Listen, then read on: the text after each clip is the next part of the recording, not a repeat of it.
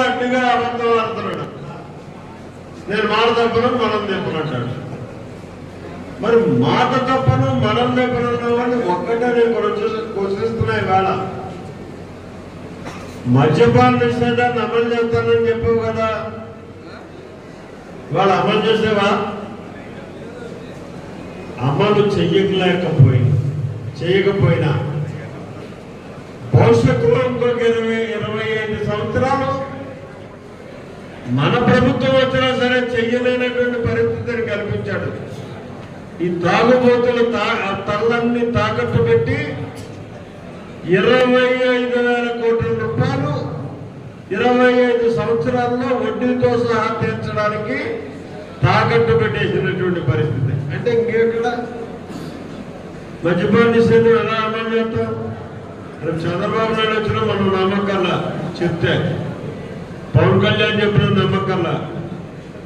ఎందుకంటే ఇక్కడ 25,000 కంటే ఇంకొక 25,000 పెరిగి ఉంటుంది. 50,000 ఒక్కసారి కట్టి నువ్వు మద్యపాన నిషేధాన్ని అమలు చేయాలి. ఈ మాట తప్పను మనము తెప్పను అనేటటువంటి మహోన్నతమైనటువంటి నాయకుడు ఒక్కటి చాలు ఉదాహరణ. అతను దేనికోసమైనా సరే తన కోసం ఎవరినైనా బలైనానికి సిద్ధంగా ఉండేటువంటి నాయకుడు జగన్మోహన్ రెడ్డి. అటువంటి నాయకత్వంతో రేపు మనం ఎన్నికల్లో పోరాడబోతున్నాం. మరి పోరాడబోతున్నటువంటి సందర్భంలో మనందరం కూడా ఒక సైనికుడిగా పోరాడాల్సినటువంటి అవసరం ఉంది. అట్నుంచి ఏ రకమైనటువంటి విధానంతో వచ్చినా దానికి దీటైనటువంటి విధానంతో మనం వెళ్లాల్సినటువంటి అవసరం ఉంది. అందుకు సంసిద్ధంగా మీరందరూ ఉండాలి అని చెప్పి మీ అందరినీ కూడా మనస్ఫూర్తిగా కోరుకుంటూ, ముఖ్యంగా